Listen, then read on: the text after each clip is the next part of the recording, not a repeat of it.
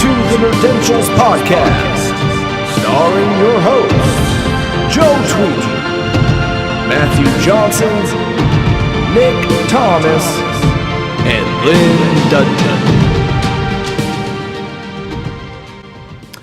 Welcome to Nerdentials, your weekly dose of the nerdy essentials covering film, TV, video games, and comic books.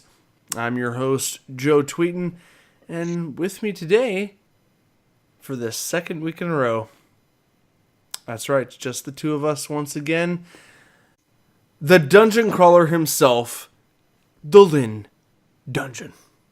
Ready to crawl some dungeons.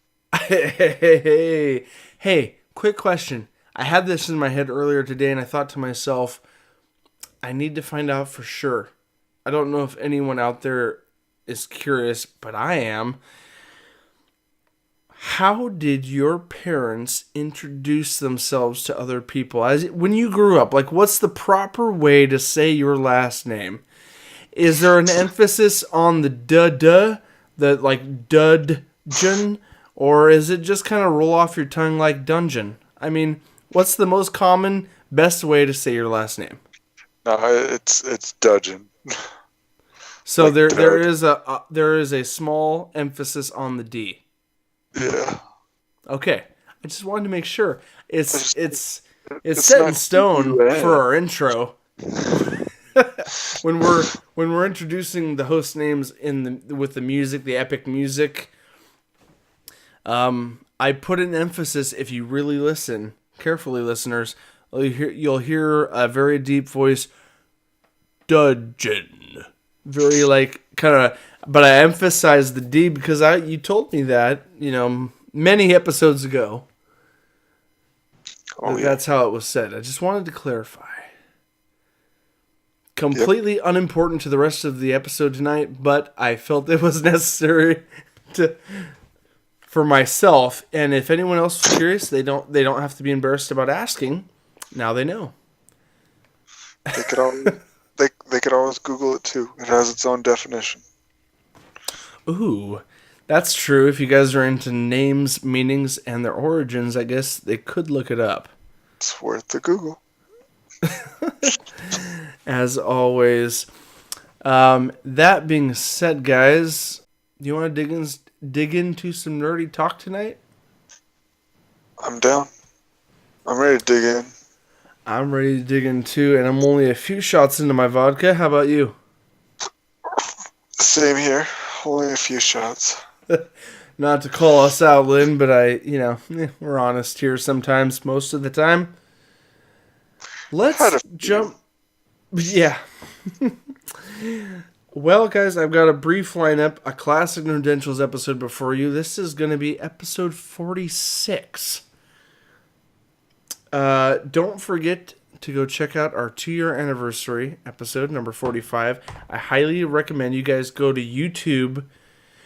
I mean, I promote all the various forms that you guys can consume our content, but seriously, go to YouTube and at least, for the first 10 minutes at least, watch the introduction of that episode, because me and the great Matthew Johnson spent a considerable amount of time, the span of 30 months, if you will, putting together a wonderful parody of time travel and misadventure and getting us into a year 3 setting. Basically, for the end of year 2, we wanted to find ourselves in a new location, a new studio, and we wanted to hype our listeners and viewers with the promise of more consistent content and lofty ideas. And let's just say it was a hilarious little introduction. A few minutes of your time on YouTube, guys. Just watch episode 45 on YouTube for the sake of seeing that. That being said, let me plug a couple quick housekeeping things before we kick things off. You guys can go find us on the classic social medias of Facebook, Twitter, and Instagram by looking us up at Nerdentials. You can also follow us on the YouTube for our video content, and we're also on Apple Podcasts and Android, Google Let's Plays. I screwed that up. Google Let's Plays. Google. Google Plays. What is it? Plays with the Googles. Oh, what is it, Len? I'm screwing up right now. It's the Play Store. Yeah. Look for podcasts on Google. On the Android market, we're there. Sorry. Yeah. Wow. Massive brain fart tonight. Anyway, guys. But to find all of that in one beautiful, concise location, go to nerdentialsmedia.com. nerdentialsmedia.com. Thank you, Lynn, for the classy tail end. .com. Or just Google Nerdentials. You will find us, I promise you. Now that all that's out of the way. He promises. Hold him to it. No, seriously, hold me to it. And I don't want any threats, so please don't. But just, trust my word. Refer us on Google, you'll find it. To me. Yeah, throw it to the guy in the desert. Yeah, he don't mind. I'll take him with a grain of sand. Literally a grain of sand. Anyway, guys, that being said, we've gotten a little bit of feedback that I would briefly like to acknowledge. I just want to shout out our long viewer listener on YouTube known as Carmen. Bless her heart. She has laid down the feedbacks for our 2-year anniversary video. And she's still sticking around. Thank you for the feedback. So shout out to you, Carmen. And guess what? She joined our Discord. And you guys should too. Go click down on that second link right below the website, nerdentials.com. You can find it there too. But there's a Discord chat right there. Right at the bottom of this video and at the bottom of the podcast description. The very first thing, Discord. We you guys have don't know room now for suggestions. Yeah. Yes, and there's a chat spot on that Discord for feedback and suggestions. You guys don't have to worry about the silly emails, the Twitters, or anything else. We still check all of those, but if that's not your bag of tea and you're more into the Discord, join the Discord like Carmen did. Yeah. Yeah! She enjoys daily conversations with us. You know why? Because we're on there every day. It's kind of like our own personal chat room. That's exactly what it is. Yeah. That being said, guys, let's move on into the main topic. Let's move into the episode, shall we? Let's jump into Movie Matters. Movie Matters.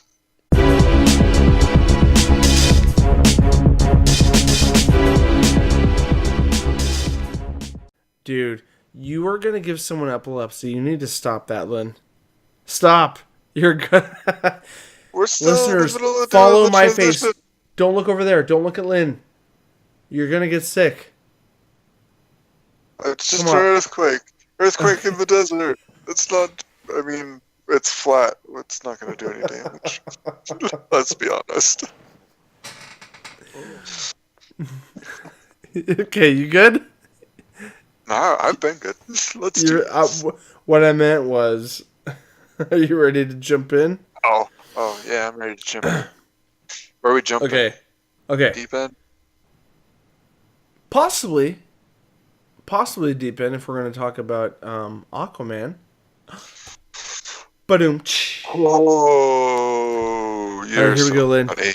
Let's do it. Puns out the ass. Hey guys.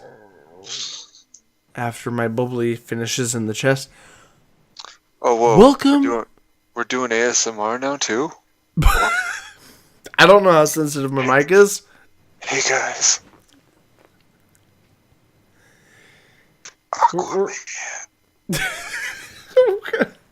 We're gonna have some good post scenes or extra credit scenes. I don't know yet.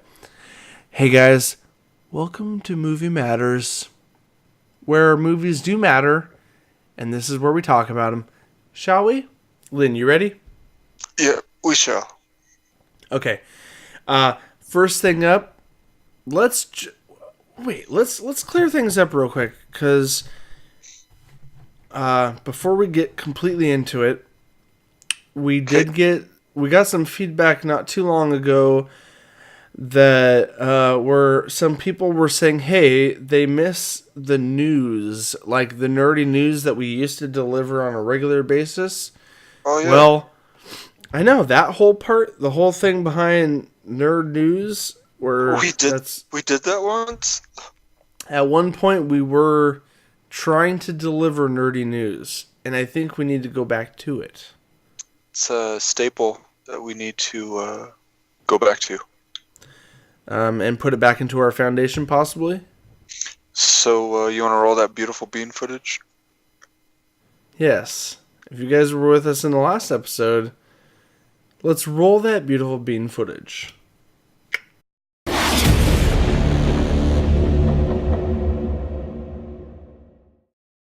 Alright, what's the first topic? Okay, first topic. Aquaman test screenings are looking promising. Now, Are they? actually, truth be told, we have a few reactions over Twitter on people that actually went and got to see early test screenings. This is a thing that happens, guys. So, most big pictures in Hollywood. Yeah, that's California, for you guys that aren't completely in the know. Wait, that's where Hollywood's at?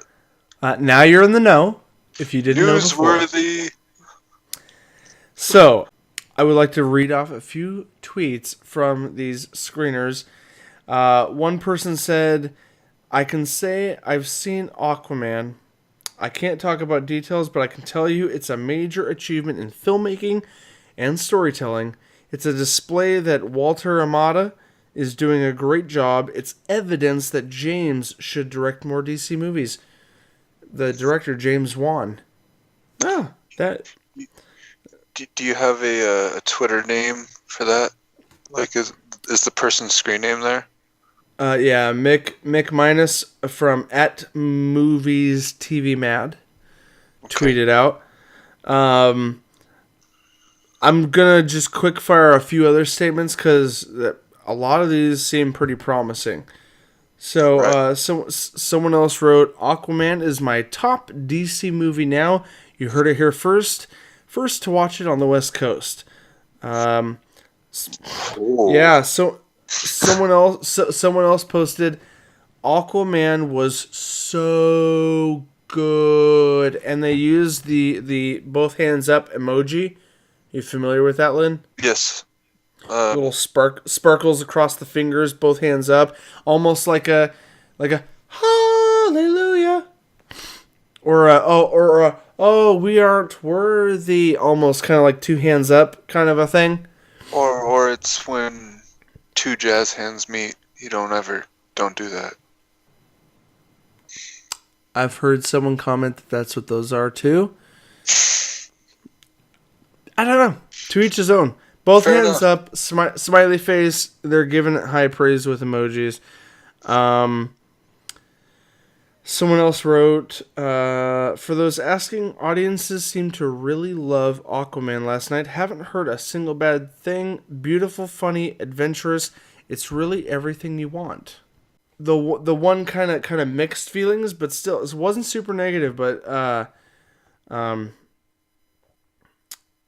Baji from @AmonBars wrote, so about Aquaman, a reaction from Final Film. It's pretty good. Not groundbreaking, but solid. Action is good, story is alright, CGI is decent, score is meh. First negative real thing that anyone said about it so far. So The Mira, Arthur are hit and miss, and overall a good film. So, the thing we get out of all these tweets, hold on. is that All everyone all had a good time watching it. all the others got paid to tweet good, and that one last guy didn't get paid, and he was real. Well, if you want to put a little, shine a little light of either negativity or realism into this thing. I mean, I possibly. I don't know. At least he's honest. That's all that matters. Possibly. I mean, Either that or it's just really, really good, and he's just a little too cynical. One of the two. well, it's not unheard of to have a few, cynics in there. And Well, yeah. but to be honest, how cynical was that? I mean, Not even. there was not a lot of shade thrown on that at all. No. I think he was probably just being honest, and it might not have been his exact cup of tea. So, but he still said it was a good movie. But he said it was good, which means he's one of those guys that, or persons in general, that you go to a summer flick and it's one of those movies maybe you go into and you choose not to analyze it. You just go in to experience it. And for him, I think he still, it was a screener he went to, so obviously he's like, I got to look at it a little critically to, because I'm being given the privilege of seeing an early screener for the purposes of giving my opinion, so that the greater public and other publications can get kind of an idea or a feel of what to expect. Yeah. Because everyone that goes to a screener has to sign an NDA, a non-disclosure agreement, which means they can't talk about specifics, but they're allowed to, with screen testers, they're allowed to share their general feelings. Their vague opinions on what they saw. Yeah, right. Vague feelings.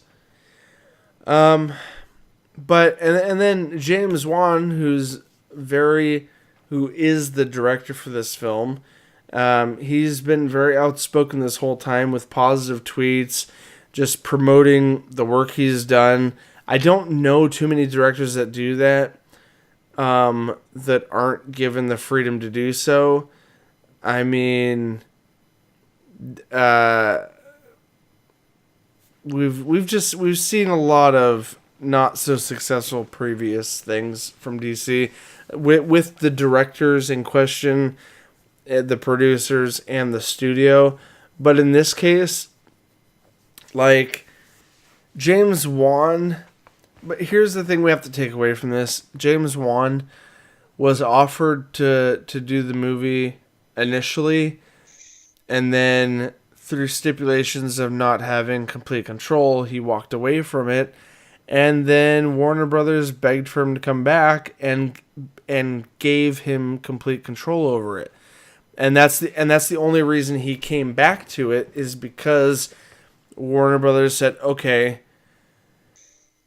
we'll let you make the Aquaman movie you want to make if you're willing to come back and make this for us. Because he's already an established director. He's primarily a horror film director. Yeah. He did the Conjuring series. He's worked on writing for the Saw franchise. He's done a number of things that have been highly successful. And this is his first foray into superhero films. But he strikes me as the kind of like artistic director that, I mean, for crying out loud, he walked away from it before, and then they said, nope, hey, we know what we know your bread and butter. We know what you're capable of as a director. We want you on the project because, let's be honest, Warner Brothers needs to make a few dimes out of this if they want to keep going forward with more superhero films. So, bottom line, I kind of have a bit of confidence in James Wan's positive statements on social media, and the fact that early screen tests, people are tweeting positive things about it. Let's just say, out of all the DC movies, aside from Man of Steel, because we didn't know what what the new DC movies were going to be before Man of Steel, I'd say Aquaman is one of my more anticipated films in a long time from DC. I'm really excited to see what this could do for the franchise. I enjoyed Wonder Woman, and I will throw this out there. Go ahead. Oh, I was going to say I would definitely like to give Aquaman a try after hearing that, and see where it goes from there. Because I mean, it could only be good, if not great. Yeah, and based on what we're hearing, it sounds like at the very least it's going to be a fun movie. It may not be super, in depth or character developing as much as it might just be a really fun time in the theaters. Yeah. And at the very least, that's definitely what we're hearing. But you bring up a good point. That is a nice quick segue into our second topic. Wonder Woman 1984, aka Wonder Woman 2, the sequel, getting pushed back almost 7 months to a release date for a summertime 2020 release instead of the fall, I believe previously December release of 2019, or November, December of 2019. Was there any back information on why they did the push? Oh, absolutely. The biggest, and that's where I was gonna jump into. So like the primary reason. Now here's the thing. Like, Wonder Woman is one of the most successful DC movie to have come out thus far, right? Racking in more than $800 million in the box office, and it came out. If you recall, Lynn, it came out during the summer 2017, just over a year ago, during the summertime. And here's the thing: December of next year. The sole reason they're moving the date. This is one of those rare occasions, dude, where they're moving the date because they want to optimize the possibility of the amount of money that it could make. Versus if you release it December 2019, already we have a list of huge family-friendly movies coming out in 2019. We've got Star Wars Episode 9, the finale to the franchise, slated roughly, not an exact date, but slated for 2019. That's a family-friendly, huge movie from Disney. It's coming, I think, the week of Christmas in December. God, I know I'm missing at least two more films, but there's too much competition. Too many family-friendly films. Now, that's not to say that Wonder Woman 2, the sequel, won't do good on its own, but it's definitely not going to make as much money when there's 2 or 3 other movies that families are considering going to. When it's got to fight the box office of the other big name films. And that's what it comes down to, because think about this, dude, like, some single unmarried folks out there that have a little extra money and love going to movies might be able to pull this off. But that's pretty rough. That's like 3 big name Disney right there coming out. Yeah, but consider this. Like, we're familiar with the idea of wanting to take our kids to movies, and if you've got 1 or even 2 plus kids, That's a huge chunk of change to go out and see a movie. And for families of 2 or more kids, you're spending $40-50 just to go see the movie and maybe get some popcorn and a drink. Yeah.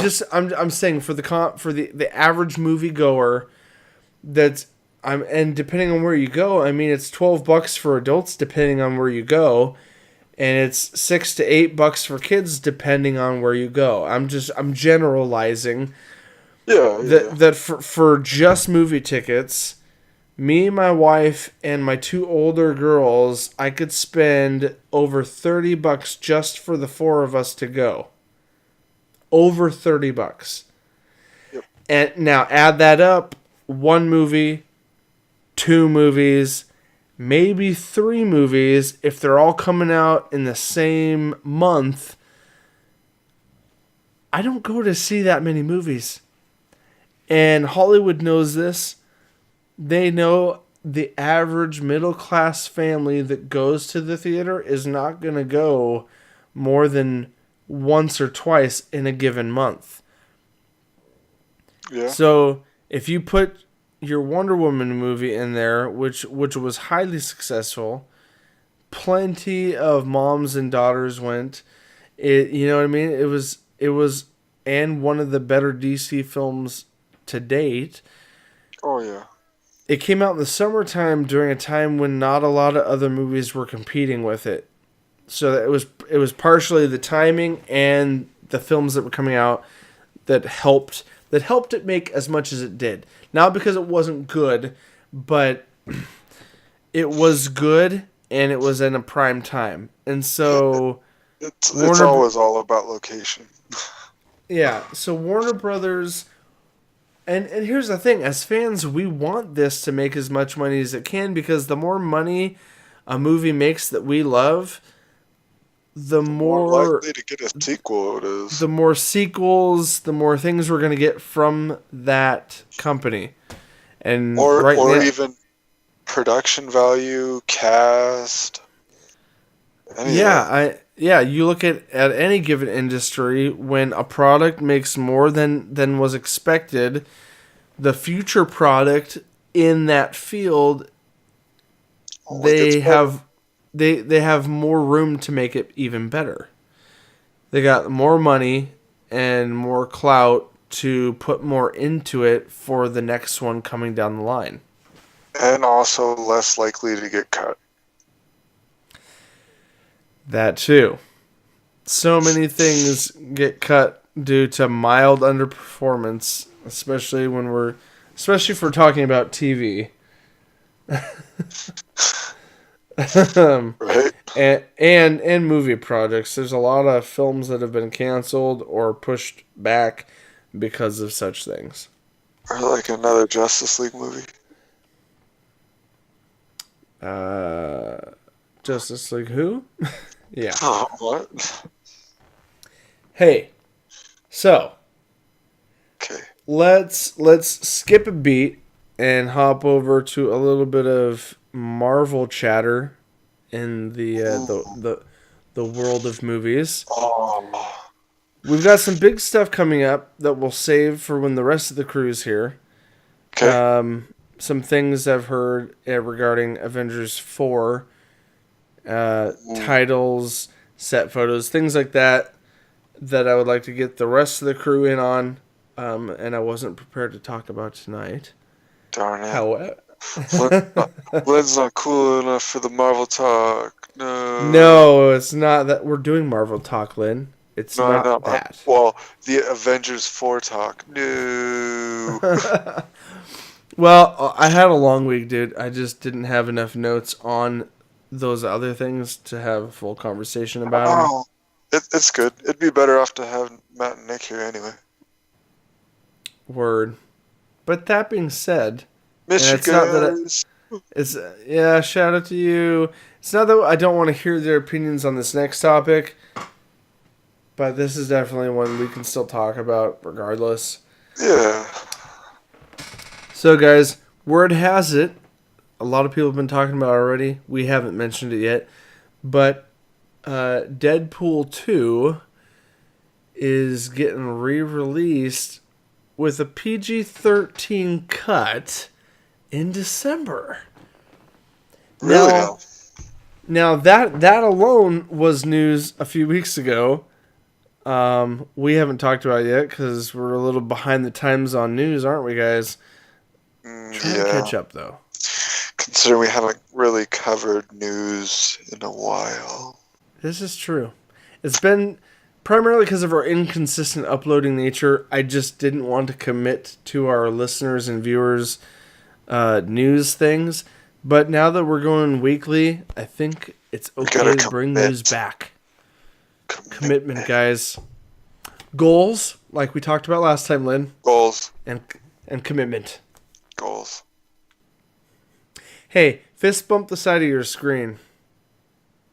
No, other side. Nope, other side. Other direction.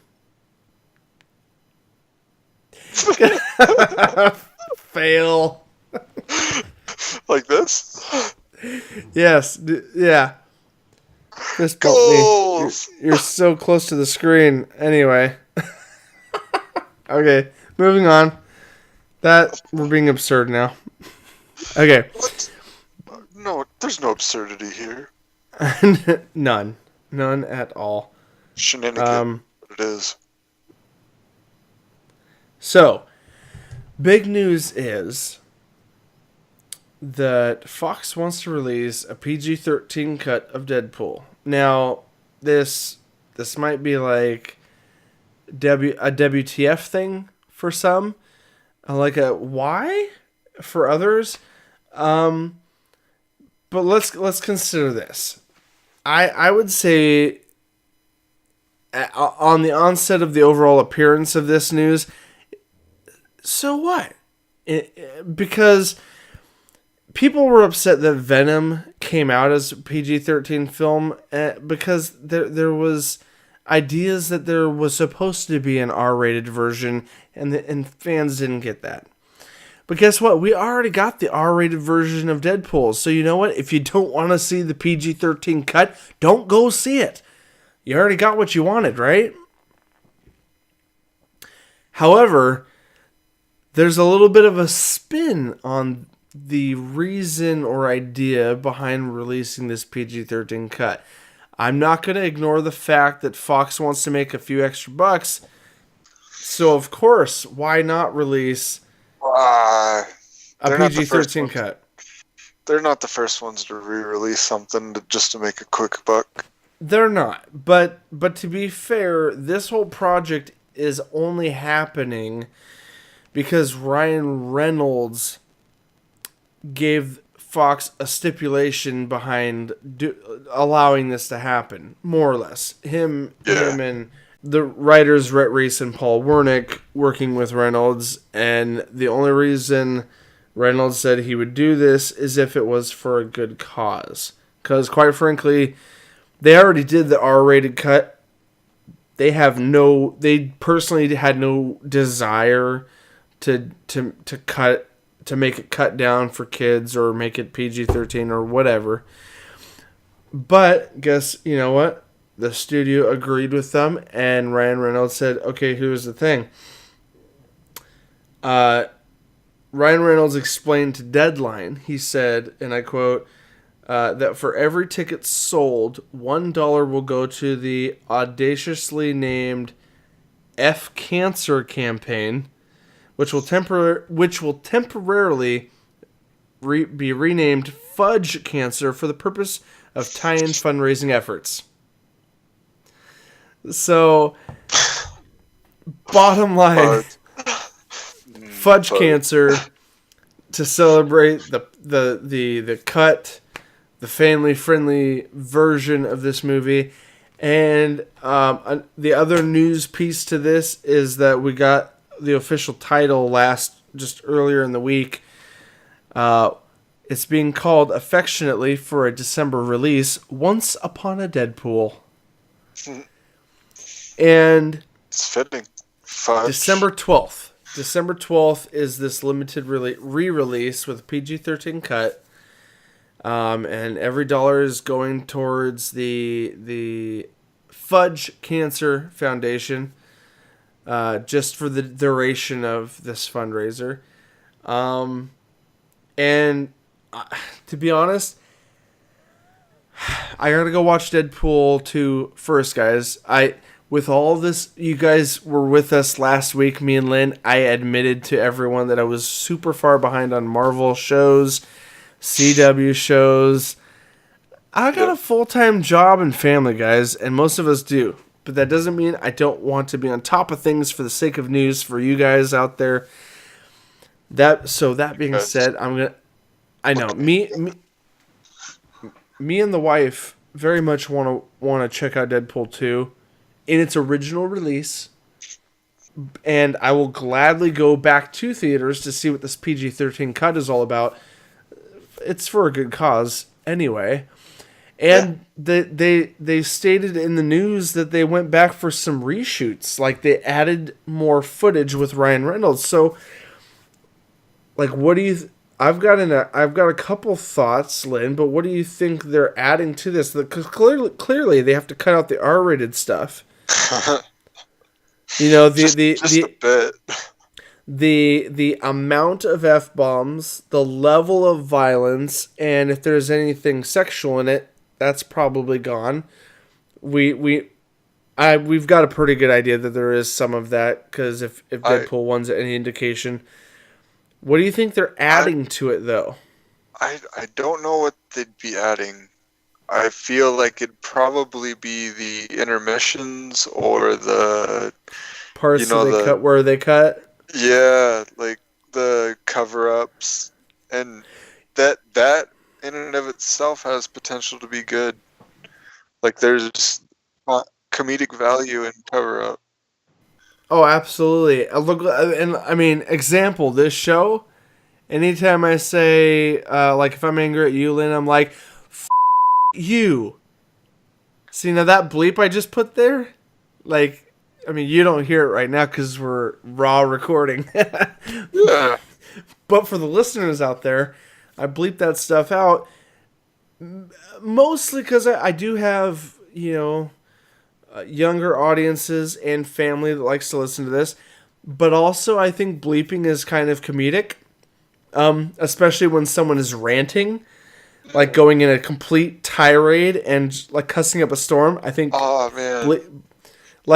I bleeped the early episodes, dude. I bleeped the crap out of Paul Roman. Yeah. Back in the day, and Jeff Barry.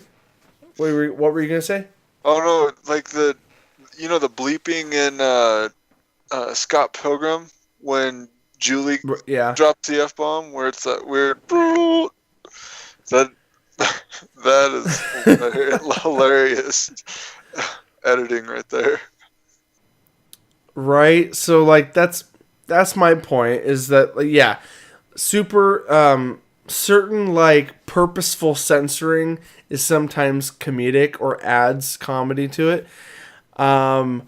I can't take the credit for this, but I listened to a podcast from the Popcorn Talk Network for Marvel Movie News, and one of the guys on that podcast threw out his idea, or like kind of like hopeful theory expectation, that it would be funny to see Ryan Reynolds in the Deadpool getup, like mask on, but he would be in a bathrobe and like slippers, sitting in front of the fireplace, like narrating the whole thing. So like this added footage could be a little bit of like Deadpool narrating the story.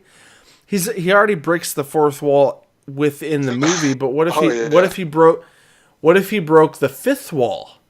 The fifth wall to the fourth wall, by making it a story inside of a story, where he's in, and during those dirty bits, those adult moments, camera cuts to him in front of the fireplace being like, and we're going to skip that part for the kids. Moving on. And then he continues narrating. Like a long sip off some hot cocoa or something. Oh, you're still listening? So I had to cut for that. Or I don't know. There's a lot of things they could do to it to make it, to add more humor to it than it already had, and make it family friendly to watch. Oh yeah. And bottom line, like, pessimists will come in here and be like, "Oh, they're trying to control the blah blah blah," but they already got their R-rated version, so that's not what the studio's doing. You know what I mean? Yeah. And I mean, to be honest, yeah, they're looking for a few extra bucks to pull out of it, but this is where we can give credit to Ryan Reynolds because he said, "Hey, I'm not going to do this unless it's for a good cause." Because Exactly. they already made their pennies on the original release. So to re-release it, if it's going to benefit the studio, I really give props and appreciate Ryan Reynolds for saying, "Hey, I'm fine with it if it's going to be for a good cause." So, Yep. I think that's pretty sweet. For Well, sure. guys, huh? I said for sure. That's For sure. Well, that's gonna kind of wrap it up for news, Lynn. I think those are the main highlights we had for the week. And the only other thing I had for TV talk, the Alfred Pennyworth prequel series that's being fronted by the showrunner who currently runs the Gotham series on Fox, but he's now going to create a completely separate backstory prequel series focused around Alfred Pennyworth in his 20s when he met up and befriended Bruce Wayne's father. I forget his father's name. Something Wayne. Obviously. That was stupid. Obviously. Hey, this is all getting cut out. something Thomas something Wayne. I'm not looking at it right now. It just came to my head. Thomas Wayne is Bruce Wayne's father. Thomas Wayne. Are you sure? Thomas Wayne and Alfred. No, shut up. I'm not reading it right now. I'm looking at the bullet points that you can't even see. I still don't have a picture of you, so I can't tell if you're lying. Oh, you can't. What am I doing? I'm okay. Okay. Yeah, to the computer. All right, let's do TV talk. Okay, so like TV talk. wherever I wrapped up, and away we go.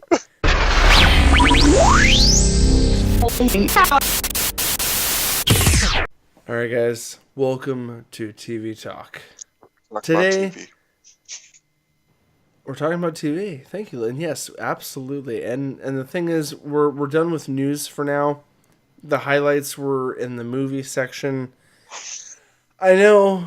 I don't know how this episode's going to come out, folks, but there's eventually going to be structure here.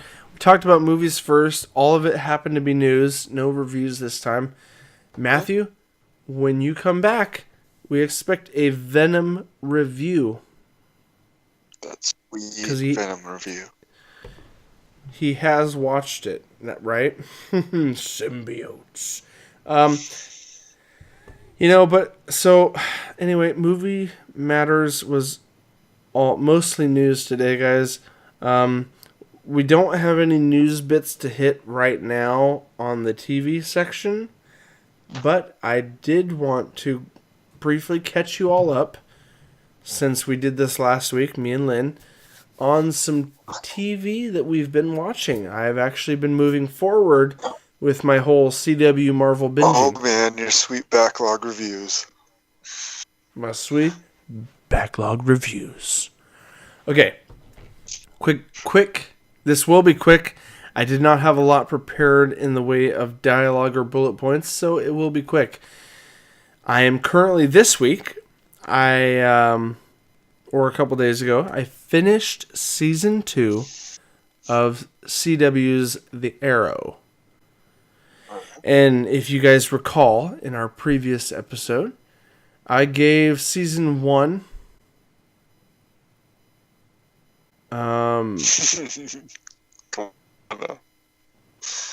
no, sorry, I'm super buzzed right now, and I just realized I know. You know what? Lynn, we are still working on that rating system, and we have not gotten the feedback we need yet.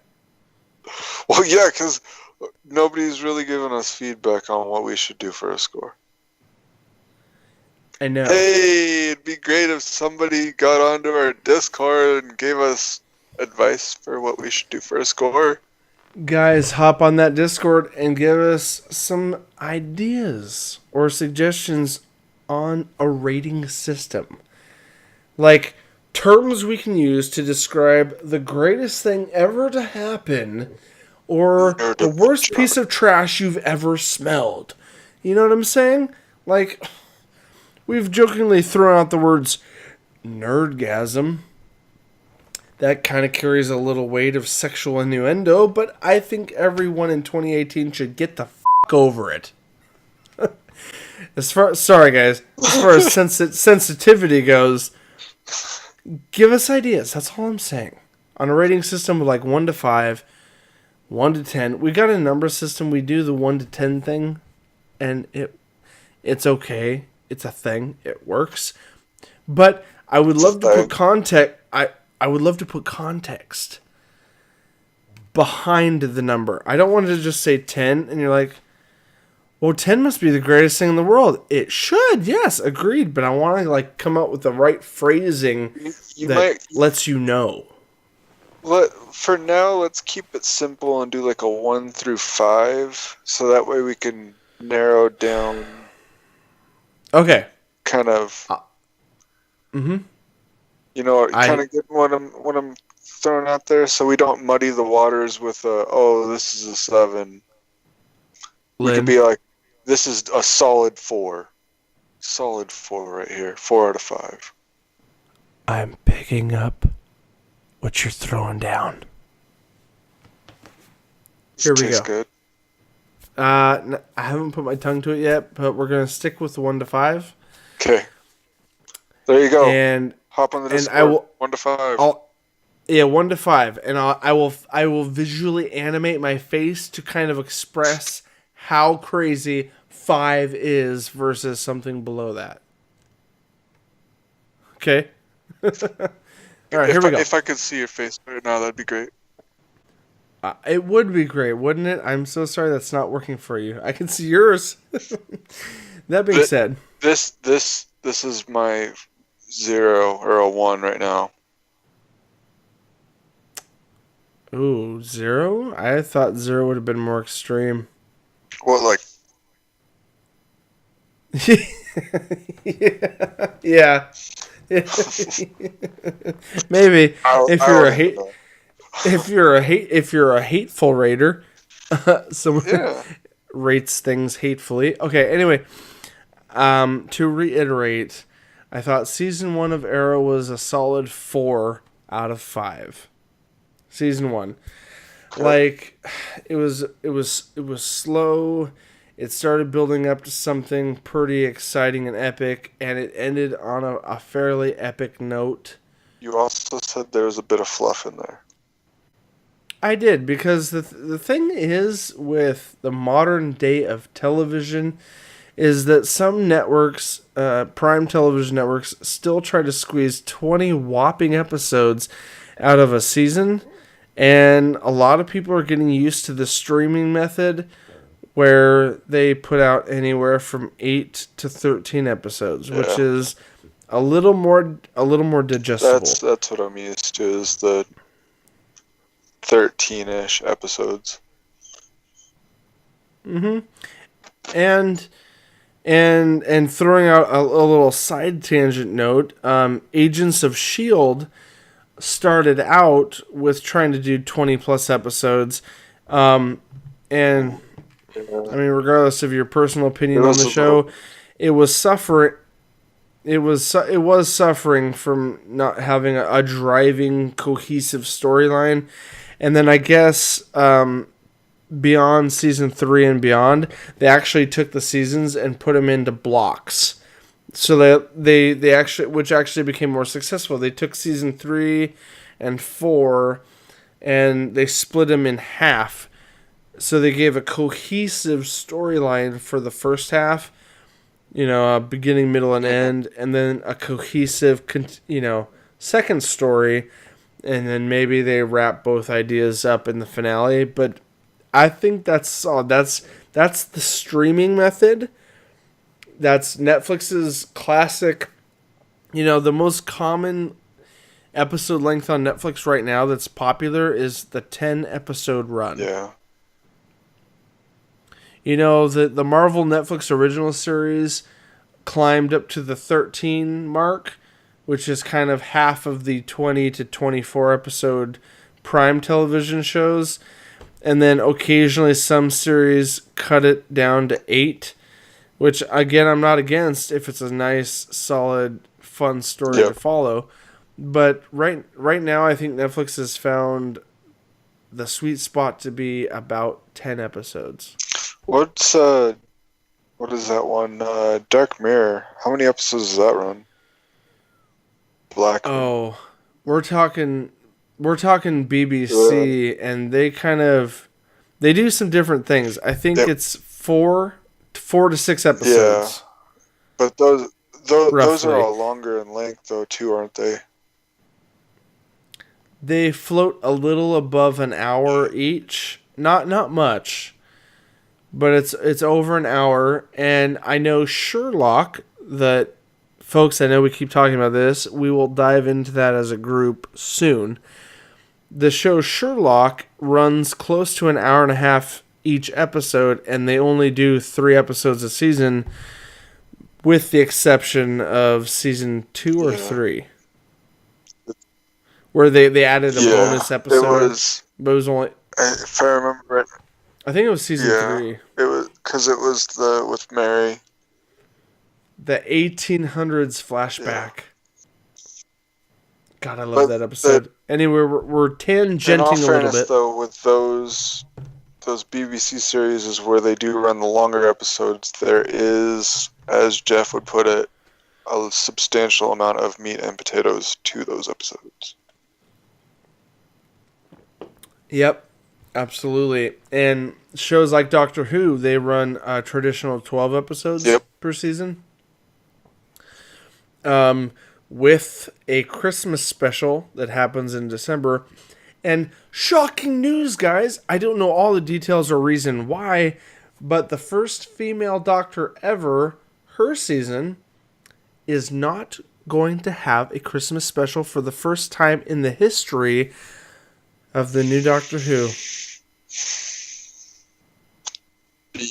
For you podcast listeners out there that can't see Lynn's expression, it is a very sombering, deep frown.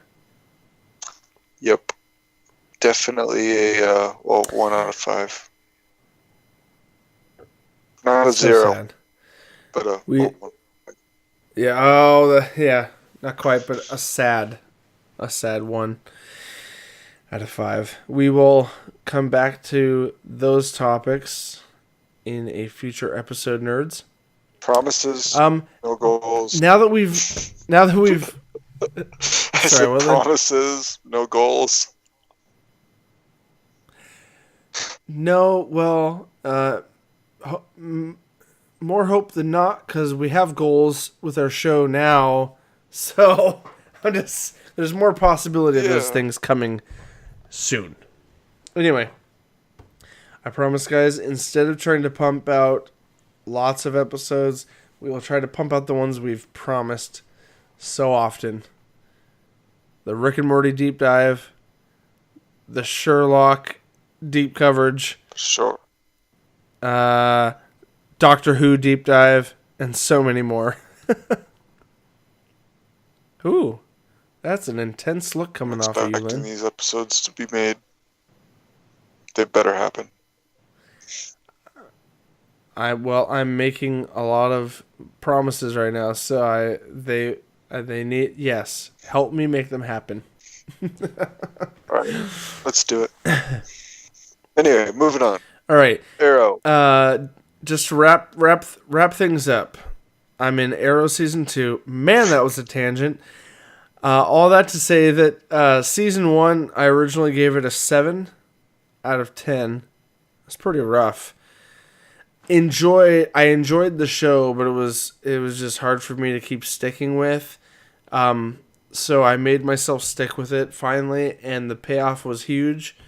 The payoff was epic, and I jumped right into season 2, and I cruised through season 2 at a fairly steady pace.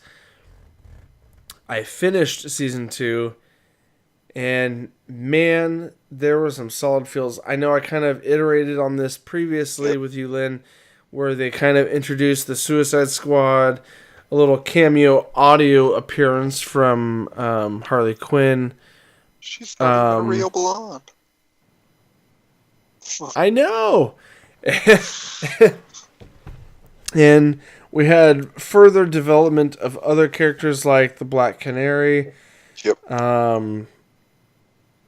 Being involved with Arrow, and then it concluded in an epic fashion again. And I think my thoughts on season 2 brought season 1 from a 7 to, I think, closer to an 8/9 for season 2. And if we're going on the 1 to 5 scale, I gave it a 4.5. Mm-hmm. A 4.5 to a 4.75. Hey. Hey. Let's keep it complicated, sure. So we're already split hairs on the new numbering system. Yeah, 1 through 10 or incremental point 25s. 4.5 to 4.75. Hey-o. 4.95. What? Let's not do that. Anyway, Bit too technical. Season 2 was good, and spoilers being non-important right now. If it is important to you guys and you're behind like me, skip ahead 1 minute. I'm about to divulge a few personal feelings. 1, I wasn't super connected with Sarah, aka Black Canary. Okay. It was still, but the weight of emotions of the other characters feeling the weight of her death were solid. Their performances were solid, and it brought me into that feeling of sadness. What? I know. Hashtag Lynn, I gave you the spoiler warning. I'm just kidding. I didn't know you. How long? It's been out for how long? Come on. Going into their 7th season, I guilt tripped to myself, so you shouldn't feel bad either. Anyway. Yeah. That being said, so Sarah's departure is sad, and they still haven't told their dad. Oh my God, Matthew and Nick, I need you guys to cross-examine my feelings, because both of them are caught up, Lynn. Both of them have seen all this crap. I'm just bouncing things off walls right now. Ain't nobody got time for that. I know. Well, I'm making time, Lynn. I'm becoming invested. Cheers on you, mate. Thank you. I haven't got the time for that. That's fine. You have other commitments, other passions. It's okay. This is a 1 to real life goals. Well, true. But in conclusion, holy crap. The world is in chaos at the end of this season. No, you should have just left it at holy crap. In conclusion, holy crap. Alright. That being said, guys, I'm going to stay vague simply because I told you that once I get caught up, I will probably initiate a deep dive episode with one or more of the nerds here. Probably Nick for sure. Right. Matt and Lynn's already excluded himself from being involved, which is fine. You and me got Sherlock and Doctor Who, dude, and Rick and Morty. Don't worry about it. You're making promises to another deep dive. We're gonna make the fans hold you to it. Well, okay. If I do that, we're gonna have to pause on the regular weekly uploads and record 6 deep dives in a row. Yeah, no breaks, straight through. We're gonna do 16 hours of podcast recording, and then you'll see. you'll see the episode sometime in December. And by December, he means like July. Maybe. Maybe. Hashtag Wonder Woman push out, which we kind of mulled over that. Now that I recall, we sort of concluded that it would just be best pushed to summertime because the first one came out in summer and that's why it was successful. And there's too much competition in December. I don't know why I'm rehashing that. I just feel like we didn't. I feel like it was unofficially concluded. Now you got to move the thing back to Movie Matters. No, we're not doing that. We're not doing that. We got to reopen the crypt and be like, hey, Wonder Woman, sorry, just go back to summertime. It works better there. Hey. It's true. It does. I'm gonna stop all that rambling, and conclude with season 2 of Arrow. It was good. I'm really excited to see what happens for season 3. Here's the thing, Lynn. Like, I found an episode. Just a brief side note. Another tangent, guys. No. It's related. Completely related. Oh, okay. I spoiled something for myself regarding Arrow. Okay. Now, if you're unaware, there is a character by the name of Felicity Smoke. She is the quintessential super attractive girl in the show who's like the hardcore nerd that works for the Arrow, aka Oliver Queen.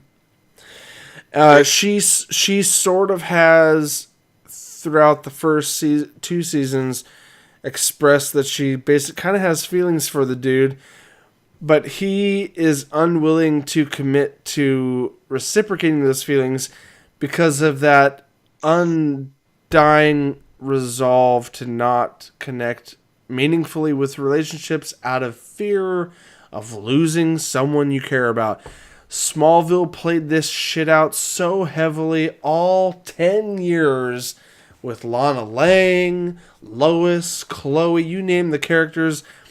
Clark Kent was unwilling to commit because of his fear of endangering the ones he loves when supervillains or evil threatens his life. Because what's a stereotype of heroes? They try to attack you by attacking the things you care about. So if you're in a relationship, the villain's gonna figure that out somehow and exploit that relationship to make you bend to their will. It's a tried and true stereotype of superheroes and villains. And Arrow spares no expense or pretense on the idea, and Oliver Queen plays that role hardcore by playing the cold shoulder to Felicity Smoke, who has feelings for him, and he's told her a couple times, like, he's basically expressed that he does have feelings for her, but says, I can't, my job would endanger you, even though you're my tech guru that I turn to anyway. I can't involve you romantically because I don't want to lose you. Every show that does that I call bullshit. I would never be there. Oh, she's Oracle. I'd take the risk, is what I'm saying. That being said, I found a season 4 episode 1 of season 4 in my library somewhere, and it was unlabeled. No, it was unlabeled. So I clicked play I was trying to figure out what episode this was from, so I hit play. And you know how the opening of an episode of a new season does a recap? Yeah. It recapped some developments between Felicity Smoke and Oliver Queen that made me excited but pissed off that I now have to watch a whole nother season of him pushing her away. Hey, at least you know that it's worth. Right. The wait is worth. It's good. It's good and bad. There's pros and cons behind that. You see something, ooh, that happens that far down in the show, and you're like, but then, Lynn, it's the CW. I've got 22 episodes to watch. Exactly. Joke's on you. You gotta make it through all that fluff. To get to that spot. And I'm not saying season 3 is going to be full of fluff. No. But that's what I'm feeling at the moment. Yeah. To get to that exciting proposition of season 4. You've already seen the light at the end of the tunnel, but you have to get through the tunnel to get there. I know. So anyone that's behind on shows, I hope you feel what I'm feeling right now. I'm looking at me in the camera. Looking at me. Behind on shows. Well, guys, I mean that's kind of going to wrap up TV talk. I will just throw out one. I got one more thing. One last thing that I don't have much to say about because I'm not that far into it. 3 episodes into Jessica Jones season 1 on Netflix. Oh. Quick thoughts. I'm really digging it, dude. I know you've watched Jessica Jones. I really like her character. I really like that she's kind of like a the timeline perspective of her character is she tried the superhero thing, and things happened and it didn't work for her, so she decided to do something more street level. She became a private investigator, and I looked her up a little bit on comic book history because I hadn't followed her a whole lot. But I found out that she's primarily got her primary abilities are super strength. Yep. And in the comics, she did have situations where she could fly, but they kind of adjusted it a little bit for Netflix's version because I did not realize how much Luke Cage was actually in. I knew he was introduced in Jessica Jones. I didn't know he was pretty involved as a character in Jessica Jones. I didn't know that. Yeah. And 2 side things. One, he questions her once they get to know each other. He questions her about her abilities, and he's all like, "Can you fly?" Because they realize they both are different than normal people. He can't be hurt physically, like his skin. He can't be cut or hurt, and he's super strong. She's super strong. And is an alcoholic, which is kind of the humorous side of it. And he does ask her, which is I think a nod to the comics. He's like, "Can you fly?" Which is kind of like a nod to she could in the comics originally, but she goes, "It's more like jumping, like jumping and then like falling and landing, jumping or something like that. Jumping with style." Yes. Nice little callback to Pixar. So did you make it to the point where she meets him at the bar? Oh yes, I've made it past the point where they have had relation mattress where they've gone through a few tangos on the mattress a few times. Oh, we'll put it that way. And like the humorous expressions of, I've never quote unquote done it with someone who also had special abilities, i.e. super strength. Yeah. So the passion is real in this show. Throw that out there. Yeah. Making this Netflix superhero show a little more adult and not because of violence. That being said, Jessica Jones season 1, 3 episodes in, I'm completely hooked. Kilgrave, aka David Tennant, aka one of my favorite Doctor Who's. Just in the brief exposure I've seen of him playing this role, super villainous and creepy as Kilgrave. Whew. Speaking of weird things on screen, what was that, Lynn? Oh! I don't know. YouTubers, if you want to know, podcasters, if you want to if you want to know what's happening, go to YouTube. YouTubers, you already know. You already know. Anyway, I did actually, while I was out of town, I did catch a couple new episodes of South Park. Heyo. new, like the current season Yeah, stuff. like new. Like they Ha. the one that I caught was Al Gore, and they brought back Man Bear Pig, and it was kind of like it was made into. Have you seen the movie A Quiet Place? Yes, love that one. It had that. Love that movie. Like they didn't really show you that it was Man Bear Pig right off the bat, but they had like that weird like tracking kind of horror sci-fi theme to it. It was a good episode. Yeah. But nice. So in with brief conversation about South Park, are you pretty? You've watched the new stuff. Have you stayed pretty consistent then with the series? fairly as far as like watching it. fairly consistent, yeah. The episode that was on before that one was the Halloween episode where they were making fun of the e-scooters, and all the kids of South Park were dressed up as Fortnite characters.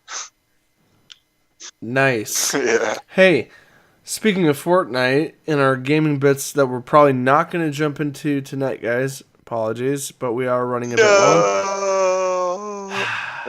It's all right. Fortnite is going to get a Joker and Harley Quinn skin soon. Oh, dang. I will probably not go back to it. I'm not, nor have I ever been, a Fortnite player. But the one thing I will say that I kind of admire or appreciate about them is the silliness that they're okay with. I love how many. The I know it's the It's whimsy. so I know. I'm not stupid. I know they make money off selling different skins and cosmetics. I'm not an idiot. But the choices and characters that they introduce, I think it makes it fun. And if I had teenagers that were into it, I'd probably play it with them too. None of my kids are old enough to get into Fortnite. Thank God. I'm just sorry, guys. It's not a game I'm into, but I like the silliness of what they put out there. I was into it when it first came out, and then it just got mildly repetitive. I know. I've tried it before too. It's just a thing. Well, okay. So we've concluded. I mean, I kind of reviewed Jessica Jones and Arrow season 2. You mentioned South Park, and you're still caught. You still keep up with that show. You still find it entertaining today. God, yeah. It's true. I mean, South Park, out of all the adult animated shows out there, I think it's one of the few that stays extremely relevant with its jokes. And plus, with Microsoft getting Obsidian, that's a franchise right there that will be Xbox.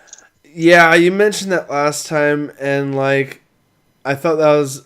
I mean, it's a good poll, but that was one of the franchises that like I knew was associated with Obsidian, but it was surprising that was like the first thing you went to.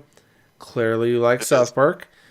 They're also known. They're also known for Knights of the Old Republic 2, the sequel. Yeah, and a handful of other RPGs. But I do like their adaptation of turning the show into an RPG, like side-scrolling game. Absolutely. Like, open world side-scrolling game. I know. I've been missing out because that's I think only has it. It's only been on PlayStation, right? Those particular ones, or is it all over? It's all over. Like you're right. You can get the Stick of Truth and the Fractured Butthole on the Switch. No, you're right. I've seen Stick of Truth not too long ago, actually. I'm gonna have to give them a try upon your previous recommendation that they were entertaining games. I do recall. Definitely not safe to play around kids. Not I at all. understand. I have a lot of games that are not safe to play around kids. I'm very familiar. Well, then, we're running extra long tonight, and I think now's a good time Oh to yeah, kind of we just. are. I think now's a good time to wrap things up. Okay. What do you think? Hey, yeah. I mean, Hey, we can save things to talk about when there's actually more opinions at the table. when the rest of our dear brothers are here. Yerp, whom we miss dearly. You're a derp. A derp, a derp, a derp. Right. All right, here we go. Here we go. Well, guys, I think that's going to have to conclude the episode for tonight. We're going to have to wrap this up, cut it out for all you 90s fans of Full House. We're dating ourselves again. Yeah, I don't care anymore. Yeah, no. It doesn't matter. 2 episodes ago, maybe even the 2-year anniversary, I think I dated myself heavily when we went into the history of our nerd background. Oh yeah. Oh dude, I completely dated myself. Well. We all dated ourselves. It's out, yeah, especially in that episode. It's out in the ether, dude. Anyway, in conclusion, guys, to wrap things up, we invite you to go to one particular location where you can find all of the nerdy content known as Nerdentials. I invite you guys. Where might that be? Well, then let me tell you. I invite you to go to nerdentialsmedia.com. There it is. All one word, Nerdentials Media. Type that into your URL, or better yet, just Google search Nerdentials. I promise you'll find us. It's worth the Google. Yes, Lynn. It is worth the Google. Oh, man. Absolutely. But on like an individual basis, if you're not down with the corporate lineup of one location, you guys could venture off in individual spots, also known as social media. The quick, long, short of it, or just the short of it. Let's make it short. Guys, go to Twitter, Facebook, or Instagram. We manage it pretty consistently week to week. We post when things come up, and we respond pretty regularly week to week, at the very least. Or go even to Twitter. Go for it. Facebook or Instagram, or even what, Lynn? Or hop onto our Discord. Come on. You know, the number one thing we promote. If you hop on there and you start a chat, we will answer. Either Joe, me, or Nick, or Matt. We're always on there. Or any of the other guests on our Discord. Even Jeff has been heavy on there lately. Jeff Berry, shout out to you, sir. Guys, one of our older hosts on the show. Yeah. One of our older hosts on the show still stays in contact. Still a good friend. He still chats on the good Discord. And shout out to Carmen, one of our longest listeners. One of our longest listeners and feedbackers. She jumped on Discord finally. And guess what? She chats on there with us on a regular basis, guys.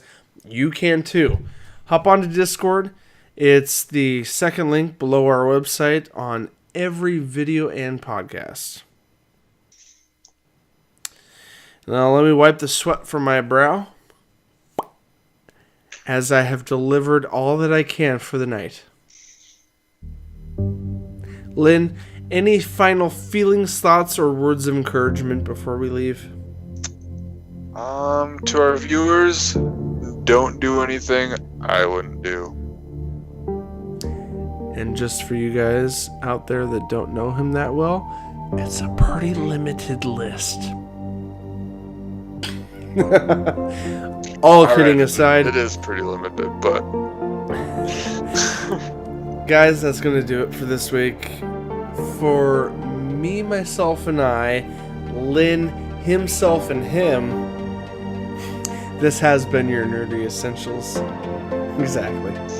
And as always, nerds, we will see you on the other side.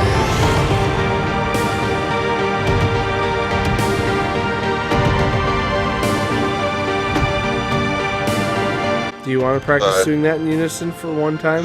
Just once? You want to try it? No? You want to keep it awkward like it always is? It's gotta be awkward. At this point, it's just on purpose anymore.